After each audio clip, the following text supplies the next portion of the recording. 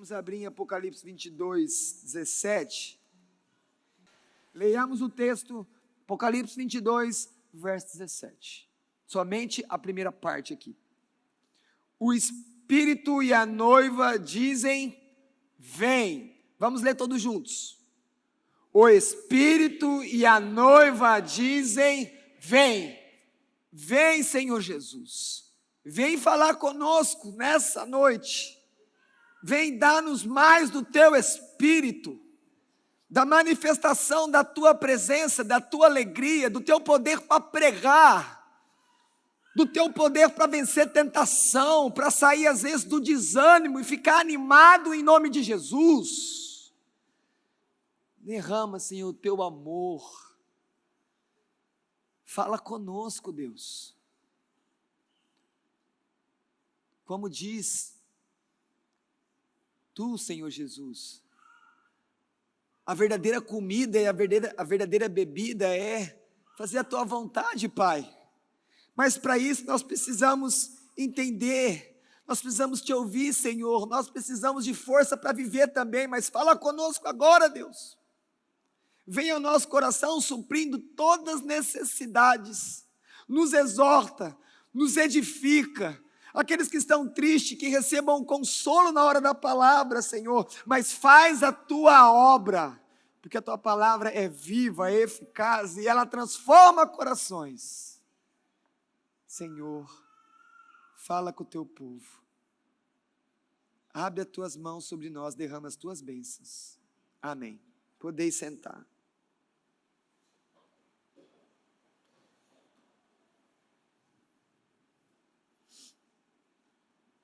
O Apocalipse é quase o finalzinho da Bíblia.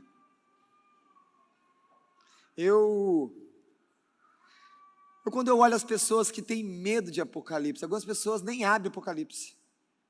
Não sei se você já viu essas pessoas. Fala, não quer nem chegar perto de Apocalipse. Fala um tal de taças, tem um tal de selo, toca umas trombetas lá, o negócio fica complicado. Fica difícil você pensar que é aquilo. Então eu não quero nem saber para não sofrer. O que não entra no meu coração eu não sofro. Mas quando eu comecei a ler Apocalipse, olhar para Apocalipse, apesar de toda essa pancadaria cósmica que vai acontecer quando Jesus voltar e ele vai acertar a conta, eu olho para esse livro e eu penso, esse livro ele é para nós, para o povo de Deus, final feliz. Sabe? Aquelas produções antigas, final feliz, the end. Apocalipse vai dar tudo certo para o povo de Deus. A gente vai chegar no lugar prometido, novo céu e nova terra. Então ler Apocalipse não é para ficarmos com medo, mas é para termos convicção de que coisas boas esperam aqueles que creem em Jesus. E nesse ponto aqui, nós estamos falando da vinda de Jesus. Olha, o Espírito e a noiva dizem, vem. A noiva é a igreja, o Espírito é o Espírito Santo. O Espírito Santo está nos preparando para a volta de Jesus. E ele faz isso há 2000 anos. E aí ele fala, olha, o próprio Espírito Santo diz, vem Senhor Jesus. Mas também a igreja diz, vem Senhor Jesus. Mas isso aqui é o final feliz. Mas o meu ponto aqui é, onde que isso começou? Porque se aqui é o final feliz, aonde começou toda essa história? Essa história, então, eu vou lá para o outro extremo da Bíblia. Se eu estou aqui no final do último capítulo, agora eu vou para o começo do primeiro capítulo, e você vai comigo, capítulo 1 de Gênesis. Porque aqui no verso 17, o Espírito está falando, vem, ó rei, vem para receber o teu povo. Mas agora aqui em Gênesis, no verso 2, eu leio assim, e o Espírito de Deus pairava por sobre as águas. O Espírito está ali no começo. O Espírito é criativo. O Espírito é criador. Ele executou a criação. Deus falava e o Espírito agia. Mas o Filho também estava ali. A Trindade toda está presente na criação. A obra da criação, uma obra trinitária. Mas o que acontece? A nossa mente fala assim: Deus criou todas as coisas e esse Deus para nós é o Pai. A gente tira o Filho da criação, a gente tira o Espírito da criação, mas eles estão lá desde o começo. Eles trabalham em harmonia completa, eterna. Então, esse Espírito é um Espírito que desde o início ele está trabalhando na criação. E conforme você vê o desenvolvimento da história do povo de Deus, começa a ficar mais nítida a pessoa do Espírito. E aí então, os profetas vão começar a falar, vai ter um tempo que o Espírito vai ser derramado. Vai ter um tempo que Deus fala, eu vou colocar o meu Espírito em vocês. Então começam a ter várias profecias, promessas de que Deus enviaria o Espírito. Então o Espírito é o Espírito criativo, mas também é um Espírito prometido. E hoje nós vivemos na era do Espírito habitante, o Espírito presente. Ele está conosco, mas mais do que estar conosco, Ele está dentro de nós. Mas olha para esse termo, o Espírito hoje é um habitante. Como assim habitante? Habita dentro daqueles que são de Deus. Ele habita, ele é habitante. Toda pessoa que está dentro de um lugar não é um habitante. Nós estamos em Três Lagoas, somos habitantes contados em Três Lagoas. Então pensa nisso, o Espírito habita em você, ele é um habitante do seu corpo. Por isso que é importante o seu corpo para Deus. Por isso que não podemos colocar qualquer coisa diante dos nossos olhos. Nossas mãos têm que fazer coisas que agradam a Deus. Tudo isso. O Espírito que cria, um Espírito que é prometido, mas também um Espírito que habita hoje. Não habitava antes. Um Espírito que está presente hoje na vida do povo de Deus. Jó diz assim: o Espírito de Deus me fez, e o sopro do Todo-Poderoso me dá vida. Você começa a pensar, Jó, dizem os estudiosos que Jó viveu antes de Abraão, muito tempo. Eu posso ter me enganado aqui, o Jó viveu antes de Moisés, mas ele é muito antigo, o livro de Jó é muito antigo. Por exemplo, o livro de Jó diz, estudiosos, que ele é antes de Gênesis, em relação a ser escrito. Mas eu fico pensando, como é que esse homem, ele já tem essa dimensão? Olha o que ele está dizendo, o Espírito de Deus me fez. Quantas pessoas hoje não entendem isso? E esse homem tão antigo sabia disso. O sopro do Todo-Poderoso me dá vida. Ele percebe então que ele é criado pelo Espírito. E o mundo hoje não entende que o Espírito cria todas as coisas. O Espírito cria todas as coisas, não só as pessoas no ventre das mulheres. Não só essa obra toda que nós chamamos de criação. Diz o Salmo 104, verso 30, envias o teu Espírito e eles são criados. Eles quem? Todas as coisas são criados. E assim renovas a face da terra. Por que os animais comem?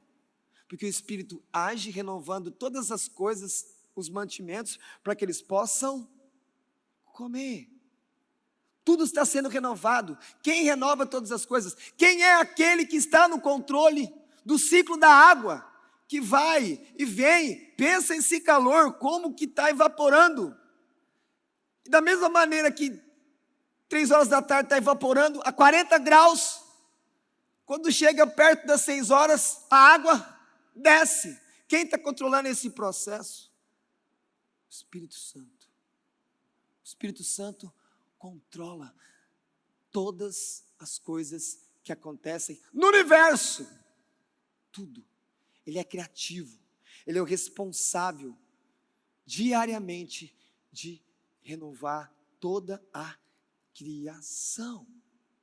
Tem um texto lá em Êxodo, quando nós percebemos que existe uma ordem para construir o tabernáculo, e aí Deus diz assim, um homem chamado Bezalel, da tribo de Judá, diz assim, olha o que Deus diz, eu o enchi do Espírito de Deus. Eu quem? Deus.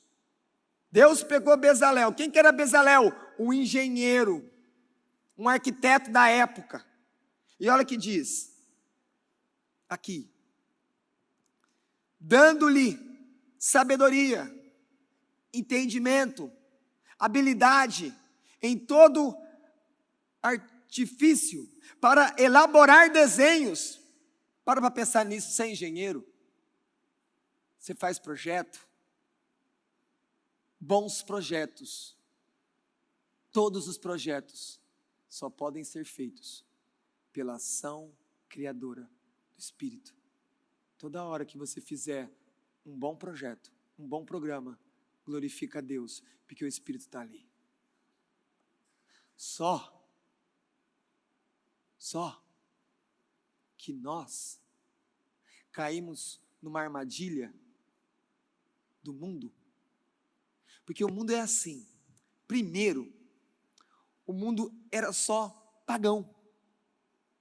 Então, tudo o que acontecia tinha alguma superstição, existia alguma força espiritual, alguma força impessoal que estava fazendo aquilo acontecer. Aí as pessoas tinham que fazer aquelas superstições, tem que fazer uma promessa aqui, eu não posso fazer isso, não, isso pode acontecer comigo. Isso tudo é um paganismo. Aí vem o cristianismo e fala assim, não, existe ação e reação, causa e efeito, são coisas naturais. Aí o mundo recebe aquilo e fala, nossa, então quer dizer que não tem alguma entidade espiritual por trás disso? Não, são coisas normais que acontecem.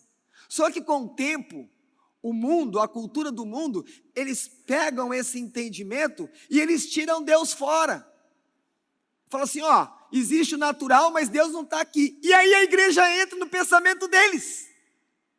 Nós entramos nessa armadilha de achar que Deus só manifesta, que o Espírito só manifesta quando é coisa de grande êxtase, ou manifestações que nós chamamos de sobrenaturais. E aí, nós paramos de dar glória, nós esquecemos que o Espírito Santo age quando uma criança que está lá na prova, e que estudou, e que precisa lembrar, e que precisa calcular aquilo, numa mente que Deus deu o computador do céu, e é o Espírito Santo que age. Quando alguém tira 10, a Deus toda a glória, porque o Espírito Santo guiou aquela pessoa, independente dela ser crente. Os reformados chamam isso do quê? Graça comum.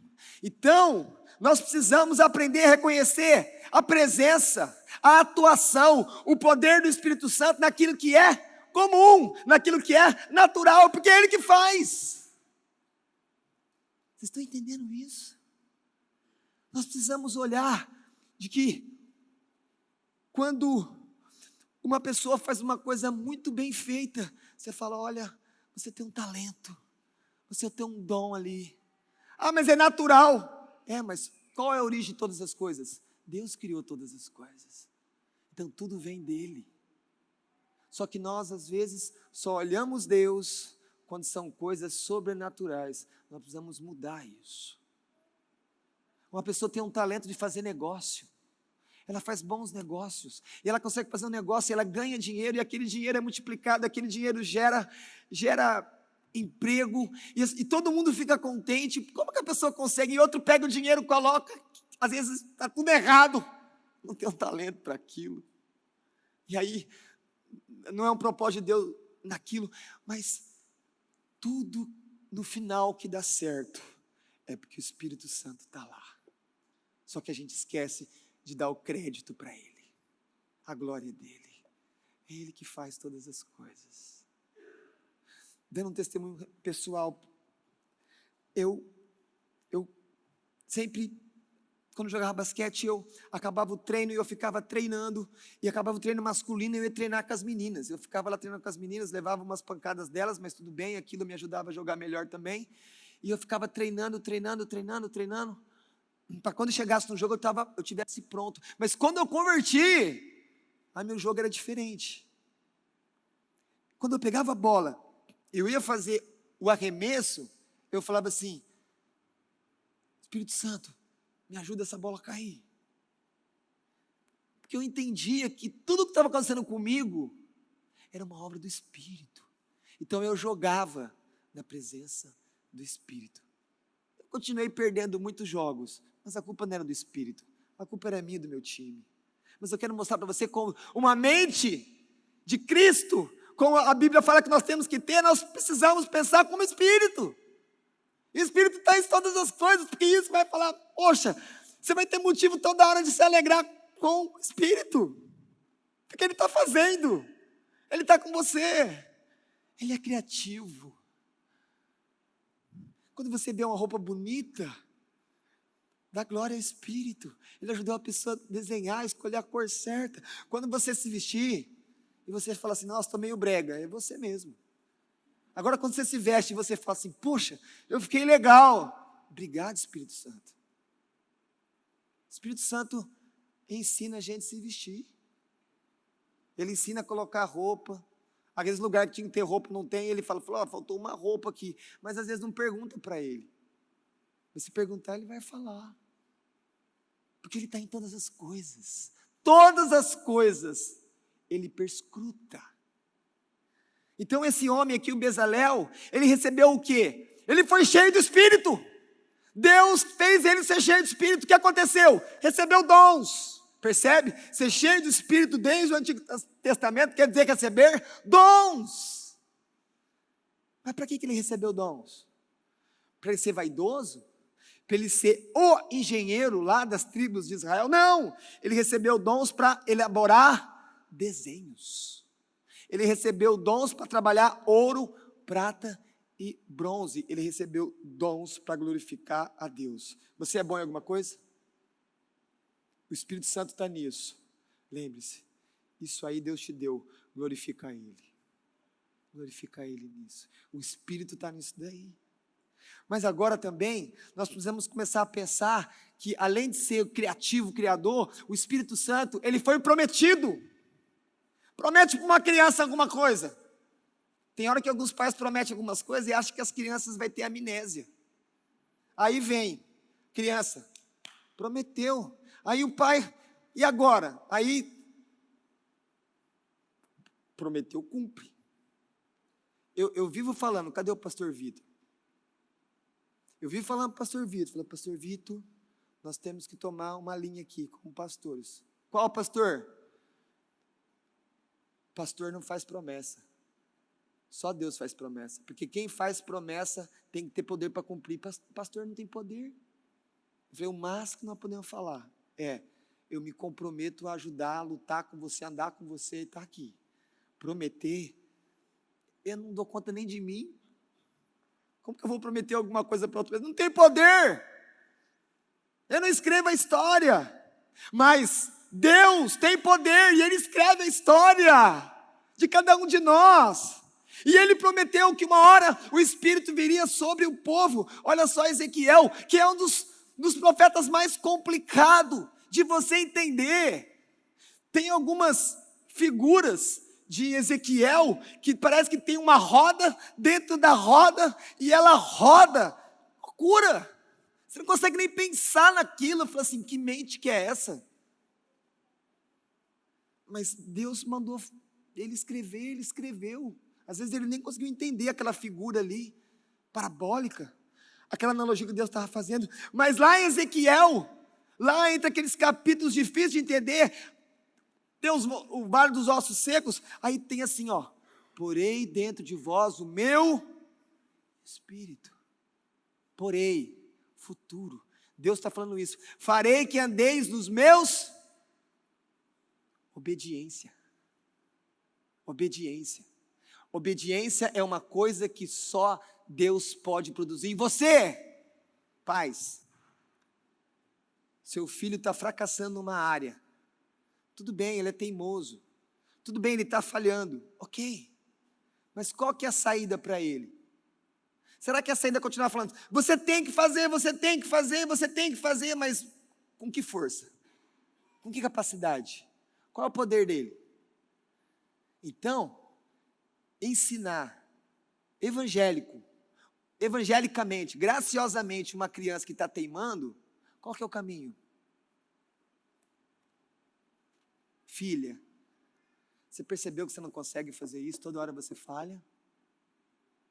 Percebi. Vai até Jesus. Pede para Ele te ajudar a fazer isso, porque sem Jesus você não consegue.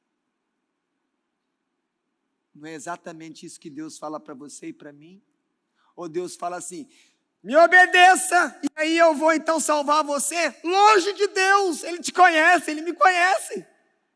Ele sabe que em Adão todos caímos. Não, Ele diz, vou mandar o meu Espírito, e vocês andando no Espírito que vai estar dentro de vocês, eu vou levar vocês a me obedecer. Como Deus? O Espírito vai guiar vocês. Ele vai falar que esse caminho é errado, e vai falar que o outro é o certo. Não é um conjunto de regrinhas, não é a minha obediência como se eu tivesse um mérito nela, mas eu continuo tendo culpa nos pecados. Mas quando eu consigo obedecer, é uma obra do Espírito. Então a glória é a Deus. Eu não tenho mérito quando eu obedeço, porque Ele está dizendo aqui, ó, farei que andeis os meus estatutos, guardei os meus juízos e observem, está escrito. Mas claro que isso não tem jeito, e eu estou falando de Ezequiel, que é um profeta quase que não é lido. Aqui existe uma promessa, mas o Espírito já veio. Abre em Joel 2, vamos ler essa profecia aqui, Joel 2, 28. Vai lá, abre a Bíblia. Vamos lá.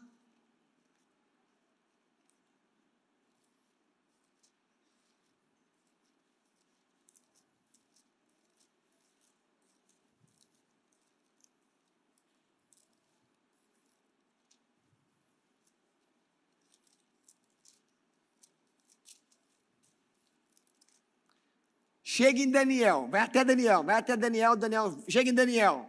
Aí você anda mais uma quadra, essa quadra chama Oséias. Na próxima quadra é Joel, tá bom? Entendeu?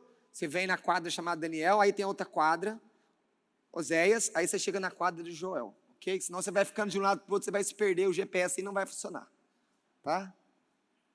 É 12 profetas aí com os nomes diferentes, que a gente quase não vai lá, né? Deveria ir, mas a gente quase não vai. E aí nós tem que abrir nos profetas menor, Deus me ajuda, Deus me revela, né? Ok? Joel, capítulo 2.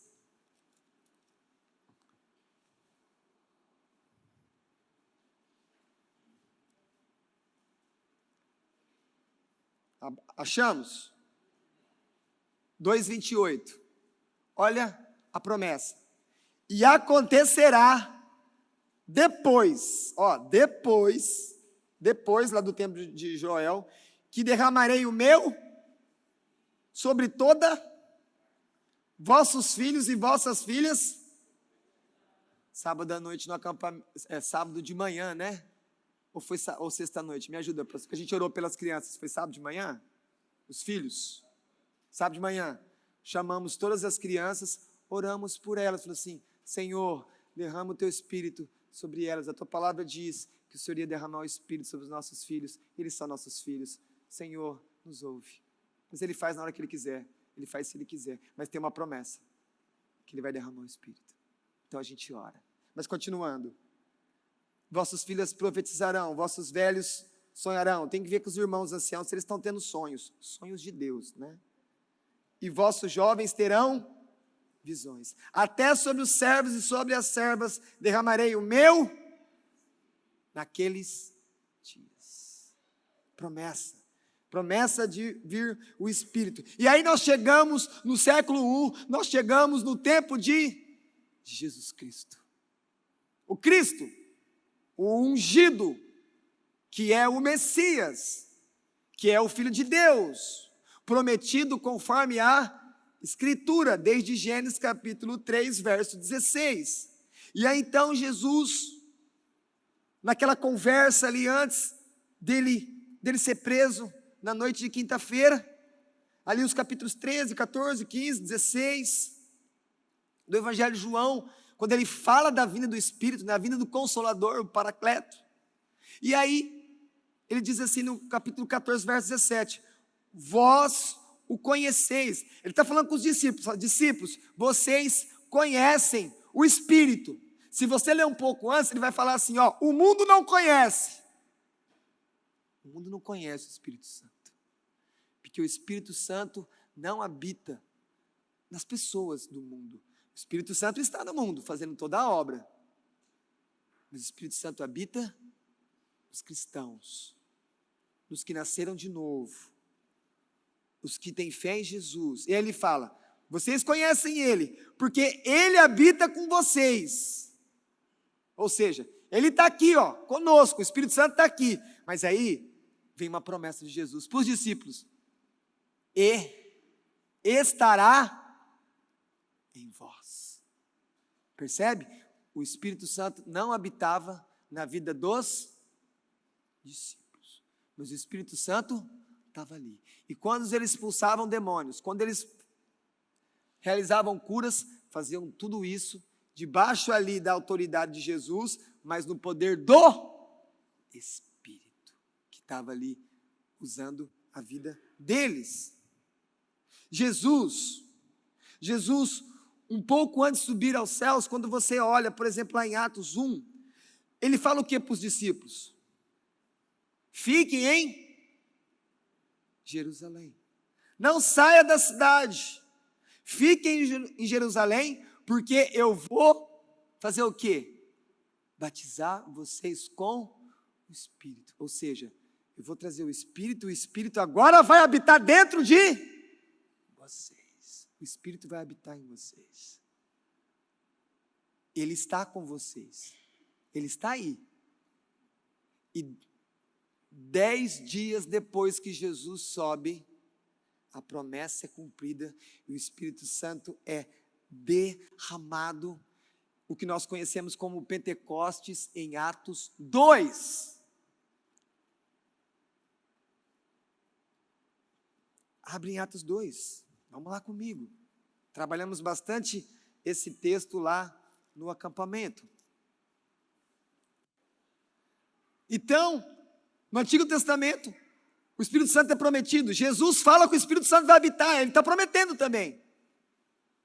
E exatamente 10 dias depois que Jesus subiu, o Espírito vem. É o capítulo 2. Línguas de fogo, cheio do Espírito Santo. Vem um barulho, do quê? Como se fosse um vento impetuoso. O Espírito Santo está vindo sobre o povo de Deus para habitar em cada um daqueles que creem no Senhor, que creem nas suas promessas. E como que Pedro vê isso? As pessoas que olham eles falam, é 9 horas da manhã e vocês já estão bêbados. Falta de reverência. Só foi Jesus ir para o céu, vocês já estão desse jeito. Foi essa acusação. Vocês estão bêbados, 9 horas. Pessoal, a gente passa num bar, vê uma pessoa lá 9 horas da manhã tomando uma cerveja, ninguém vai pensar bem. Difícil, vai falar, não, calma aí, 9 horas da manhã. Tem algumas pessoas ainda que estão dormindo, o cara já está tomando. Enchei-vos do Espírito.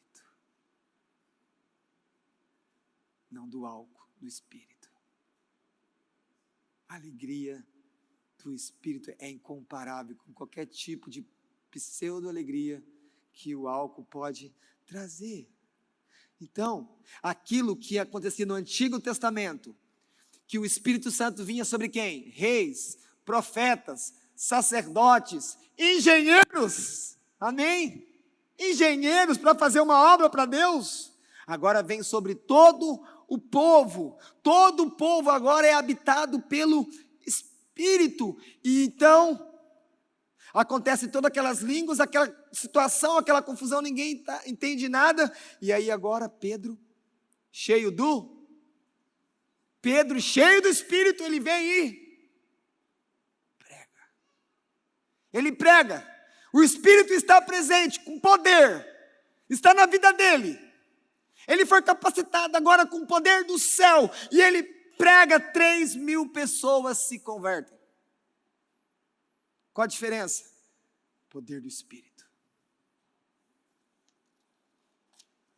Eu e você precisamos do poder do Espírito para pregar.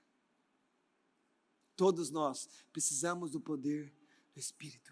E então, quando esse Espírito Santo vem sobre a igreja, em Jerusalém, o que nós acompanhamos, o que nós observamos quando lemos as histórias que estão ali registradas por Lucas em Atos?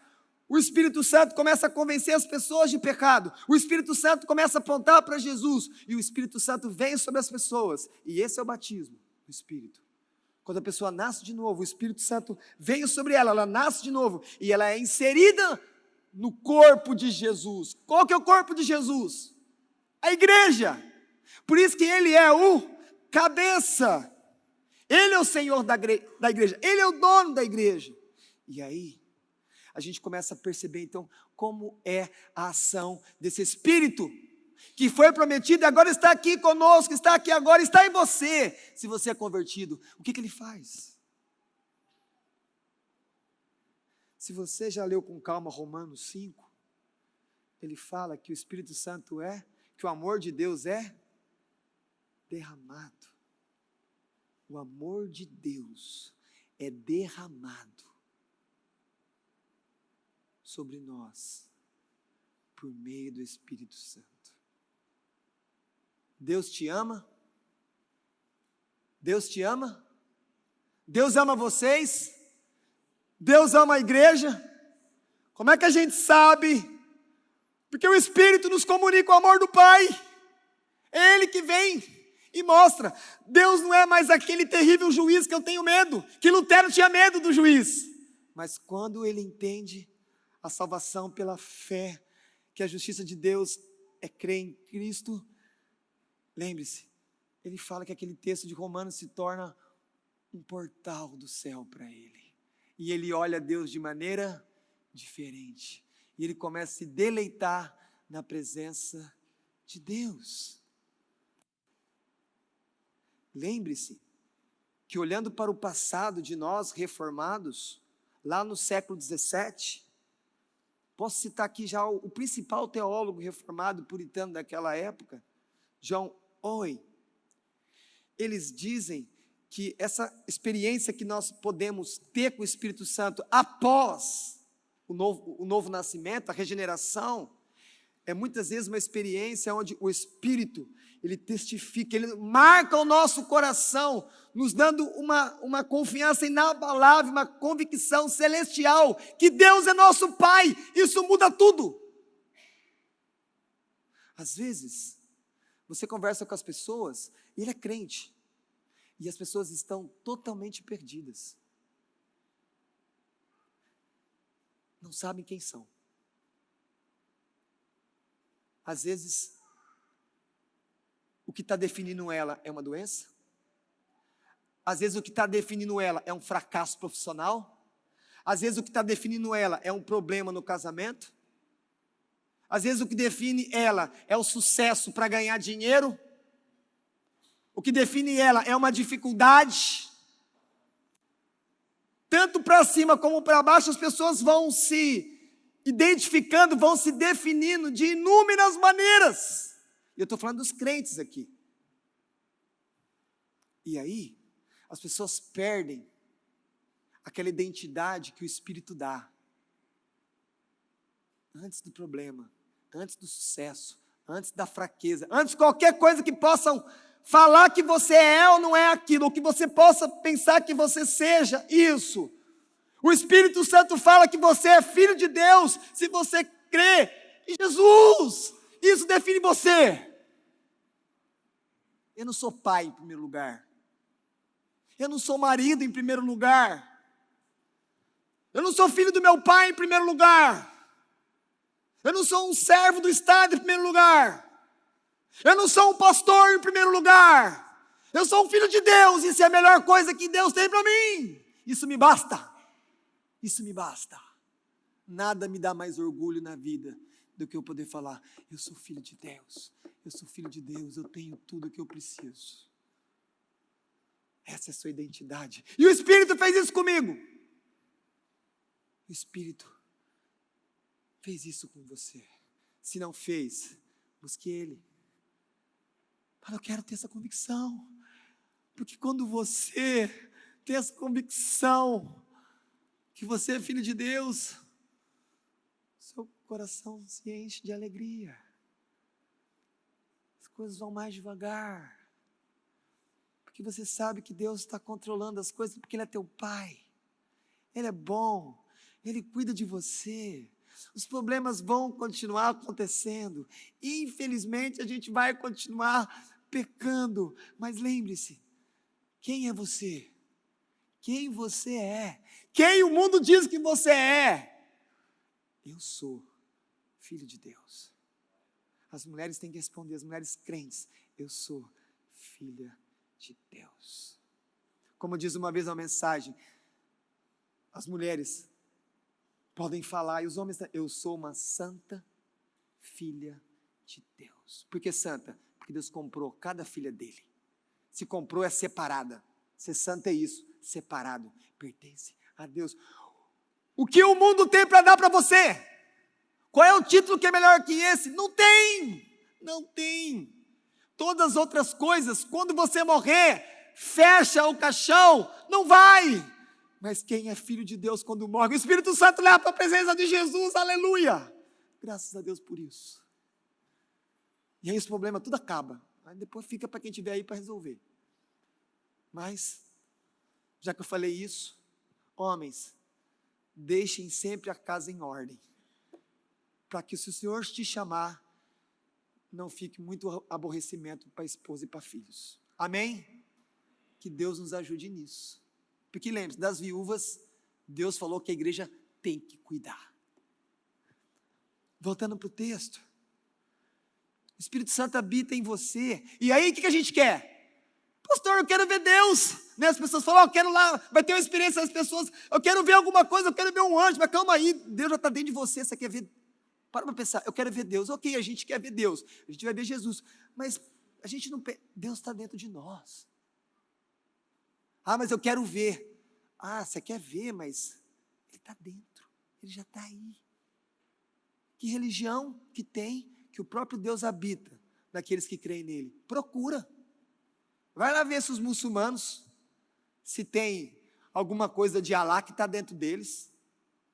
Eles falam que Alá é grande, mas Alá não mandou o filho dele. Alá não tem espírito para morar dentro deles. Só o cristianismo tem isso. Habita dentro de nós. Só que a gente perde a ideia disso. O Espírito Santo é aquele que nos guia em todas as coisas.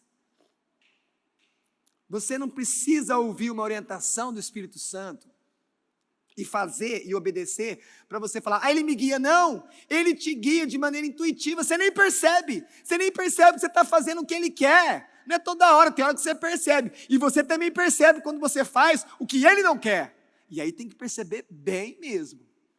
Porque não perceber quando você está fazendo o que Ele quer, tudo bem. Agora, não perceber quando faz errado, aí é problema. Não perceber que você está colocando o seu domingo para muitas coisas e não para o Senhor, está errado. O Espírito Santo não está contente com isso. Você não está andando com o Espírito Santo, está tendo aqui um desvio, está separando, mas Ele continua em você. Ele continua trabalhando. Pensa uma coisa, quando você tem relacionamento com alguém, a pessoa começa a resistir, a você, começa a resistir você, começa a tratar mal você. A maioria de nós vai fazer o quê? Tudo bem, fica aí que eu fico aqui, tudo bem, tranquilo. Não é assim? Quantas vezes você resiste ao Espírito Santo? Quantas vezes você está sendo durão com o Espírito Santo? Quantas vezes você está fechando o ouvido para o Espírito Santo? E Ele abandona você? Jamais. Porque Deus é fiel. Porque Ele veio para ficar. Não seja durão com o Espírito Santo, não. Seja sensível. Fale com Ele com carinho. Abre o seu coração com Ele. Fala que você está carente. Fala, Espírito Santo, eu estou totalmente perdido nessa área aqui. Fala com Ele, pede ajuda. Não seja indiferente com o Espírito Santo, não. Quando a pessoa é indiferente com você, isso machuca você. Lembre-se, nós podemos entristecer o Espírito Santo. E a gente faz isso de diversas maneiras. A gente peca. A gente faz um monte de coisa, não faz nada. Diretamente para Deus, a gente não faz nada. E acha que isso não vai entristecer o Espírito Santo? Pense sobre isso. O Espírito Santo capacita você a adorar, a servir. O que acontece depois que eles ficam cheios do Espírito Santo? Eles começam a pregar, mas toda vez, antes de falar que eles pregaram, fala assim, cheio do Espírito Santo, Estevão pregou. Cheio do Espírito Santo, Pedro pregou. Todos estão cheios do Espírito Santo, e aí eles pregam. E a salvação de Deus chega. É o Espírito Santo que concede dons, que são as capacitações sobrenaturais para fazermos a vontade de Deus. Ah, mas será que eu tenho um dom? Foi ensinado de manhã lá no acampamento que todo mundo tem. Mas qual o dom que eu tenho? Pergunta para Deus. Não tem um relatório na Bíblia, não tem um exame que você vai lá e faz um check-up e fala, ó, vi que você tem esse, tem dois, tem esse, aqui tá bom. Não tem. Pergunta. Uma maneira que você pode falar, que você pode começar a olhar qual que é o seu dom. Se você pudesse fazer qualquer coisa para Deus, o que você gostaria de fazer? De todas as coisas, qual as coisas que você mais gosta de fazer? Começa por aí. Começa a olhar por aí. Porque pensa, o Espírito Santo vai dar um dom numa área para te capacitar num lugar que você nem quer saber. Não. Aquele dom vai estar muitas vezes casado com a sua personalidade, com a sua intuição, aquilo que você gosta. E às vezes se você gosta daquilo, não é porque você gosta, é porque Ele fez você gostar. Então vai por aí. Olha para você. Vê onde você tem facilidade. Porque tem coisas que você faz que a gente deixa para depois, não quer, dá aquela preguiça. Agora tem coisas que dá para você fazer, que você faz. Começa por aí, dá uma olhada. E pede para o Senhor falar com você. Fala, Senhor, eu tenho um dom aqui, o Senhor vai me usar nisso aqui. Quando eu falei para vocês que o Senhor traz coisas boas sobre toda a humanidade, voltando a esse ponto aqui, e já entra nas aplicações, quando nós vamos orar por alguém que está doente, nós oramos para Deus curar. Mas, e quando vai fazer, vai fazer a cirurgia, a gente não ora pelo médico? A gente não ora para dar um medicamento? A gente não ora pelo exame? Mas e o que acontece? Muitas vezes as pessoas separam a cirurgia, o tratamento, o remédio, da ação sobrenatural. Tudo é Deus. Esse é o ponto. Se Deus vai agir de maneira sobrenatural, interferir nas leis da criação que Ele criou, da biologia, química, física, Ele é Senhor. Mas se não, Ele vai usar pessoas que Ele deu dons. Eu já falei uma coisa aqui sobre essa questão da pessoa ter um dom para fazer alguma coisa, sobre, por exemplo, você chega no hospital, você está com um problema grave, e a pessoa fala assim, tem 2 médicos aqui para te atender, tem um médico aqui muito bom, só que ele é ateu, e tem outro médico aqui que ele é crente, mas a gente pegou algumas falhas dele já e deu problema, e algumas pessoas às vezes teve problema com o atendimento dele. Quem que você escolhe? Quem que você escolhe? Lembre-se, Deus usa todas as pessoas para abençoar você. Se você vai fazer uma cirurgia, tudo bem, mas se ele é crente, que bom, ele vai orar também na cirurgia, mas eu quero um bom médico. E Deus vai controlar o médico ateu para me dar o melhor atendimento que eu precisar. E também, se não for ter o melhor atendimento, Deus está no controle, porque pode ser o último suspiro. E Deus vai elevar aquela alma à presença dEle. Mas entende isso? Aí a gente não consegue ver essa diferença da graça de Deus em usar pessoas que nem acreditam nele. Tudo bem, querido, fica com o seu ateísmo aí, me dá o que eu preciso. Lá no retorno a gente fala sobre Jesus. Mas agora eu preciso que você se concentre em tudo aquilo que Deus te deu, porque todo dom vem de Deus. O diabo não dá dom para ninguém, ele só tira, ele só engana as pessoas. Então, queridos, os cirurgiões, eles recebem a bênção de Deus para fazer aquilo. Um atleta que faz lances extraordinários, como é que você vai olhar para as jogadas do Michael Jordan e não vai falar, Deus deu um dom para esse camarada jogar basquete? Como é que você não vai lembrar do Pelé e falar, Deus deu um dom para ele jogar futebol? Você olha para o Messi, o Cristiano Ronaldo, o Neymar, com todas as atrapalhadas erradas que ele faz, mas percebe, o dom está lá. Pensa, as pessoas vão lá, seu cabelo está tipo um espantalho, ela coloca um pouco d'água, ela sabe mexer com aquilo lá, ela tem um dom de Deus, ela vai, depois faz alguma coisa, aí pega um vento quente, você sai, nossa, estou me sentindo sou outra pessoa. Por quê? Porque tem dom. Que quando é ruim você vai, você nunca mais volta.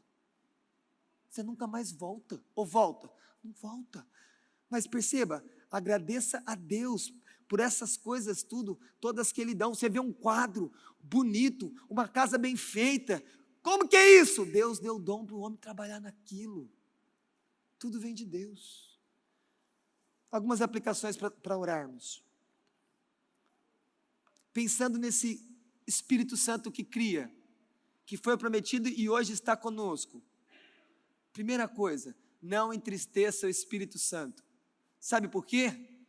Porque pode ser que a tristeza que você está sentindo hoje, essa agonia, essa mágoa, esse desânimo, é porque você entristeceu ele. Quem sabe se você começar a ter um novo relacionamento com o Espírito Santo, essa tristeza vai passar. Não entristeça o Espírito Santo. Segundo, não apague o Espírito. Não despreze aquilo que o Espírito pode fazer com você. E, vou falar uma coisa difícil para nós, não tenha medo. Não tenha medo quando você for orar e falar, Espírito Santo, eu quero entregar minha vida para o Senhor totalmente. Aí depois você fala assim, o que eu falei?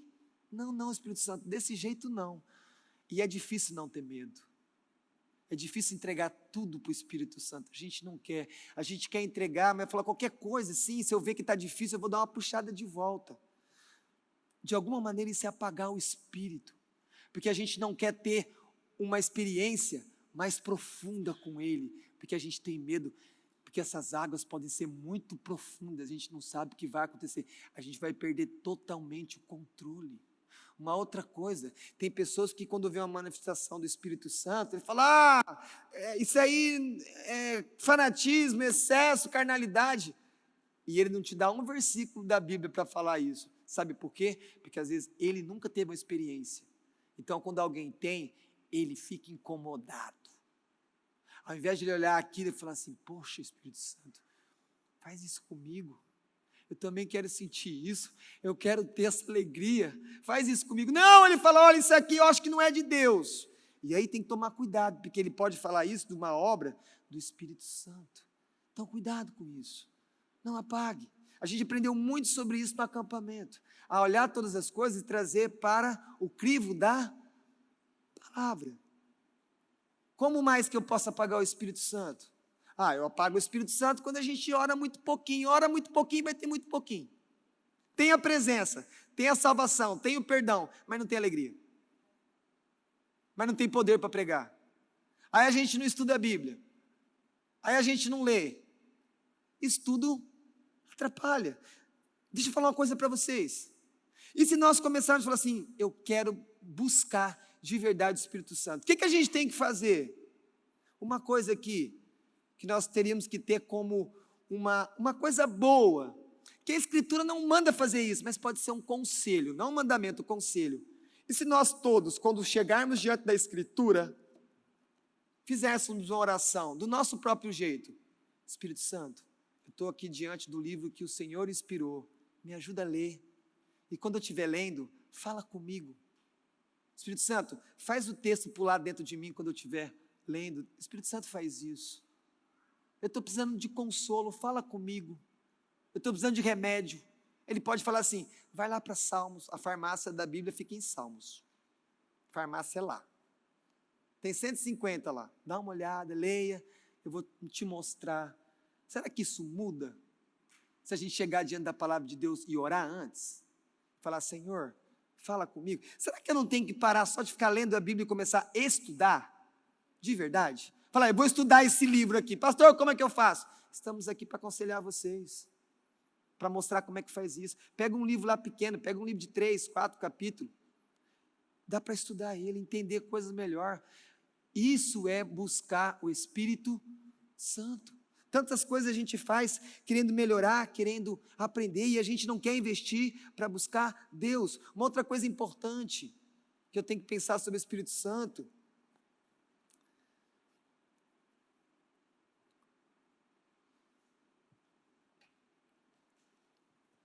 nós não meditamos que Ele está conosco. Nós não meditamos. O que é meditar? Ficar pensando que Ele está com a gente. Tá bom. Na prática, como é que eu posso fazer isso? Se nós começarmos a ler mais durante a semana versículos, e eu e o pastor Vitor poderemos fazer essa separação, viu, pastor Vitor? Vários versículos que falam do Espírito Santo, para que você possa ler e meditar, ler e memorizar. Será que muda alguma coisa? É claro que muda. Quanto mais nós trouxermos a palavra para a nossa mente, mais o Espírito Santo vai estar se comunicando conosco, falando conosco. E por fim, quando Jesus ali, no Evangelho de Mateus, Mateus registra que ele fala assim no final, eis que estou convosco todos os dias, até a consumação do século. Olha essa promessa de Jesus, Ele vai estar com você todos os dias até o fim do mundo. Agora volta para o texto que nós lemos. O Espírito e a noiva dizem, vem. Jesus está dizendo, então, que Ele vai estar conosco. E enquanto Ele não chega, quem vai estar conosco? O Espírito Santo. O Espírito Santo é aquele que nos une a Jesus. O Espírito Santo é aquele que mostra que nós somos filhos de Deus. E aí, quando você volta para o capítulo 22, o verso 17 inteiro diz assim, o Espírito e a noiva dizem, vem. Aquele que ouve, diga, vem. Aquele que tem sede, venha. E quem quiser, receba de graça a água da vida. Você que está me ouvindo, você não crê em Jesus? Você não tem um compromisso com Jesus, você não confia de verdade em Jesus, pode ser que você até se batizou nas águas, mas você de verdade não confia em Jesus, você confia em você.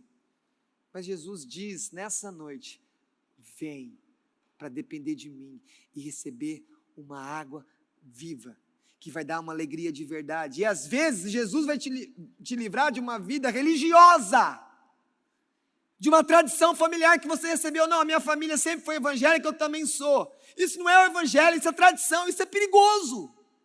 É como aquelas pessoas também que, eu nasci na igreja. Não, a gente geralmente nasce no hospital, mas tudo bem, é o jargão. Eu nasci na igreja, e aí ela vive ali, e ela nunca tem um confronto com o Espírito Santo mostrando que ela é pecadora. Tem que pensar nisso também. Não estou dizendo que tem que ir para o mundo viver todos os pecados, longe isso dos nossos filhos, longe dos nossos jovens adolescentes, mas eu estou dizendo que as pessoas precisam experimentar esse confronto que o Espírito Santo faz, dizendo que somos pecadores. E aí eu vou entender então, que Jesus é esse que fala, venha, e você vai beber da água viva. Busque o Espírito Santo. Não seja indiferente, você pode ser indiferente comigo. Não tem problema. Você pode ser indiferente com a igreja. Não tem problema. Alguns são indiferentes com a esposa. Isso não vai dar certo.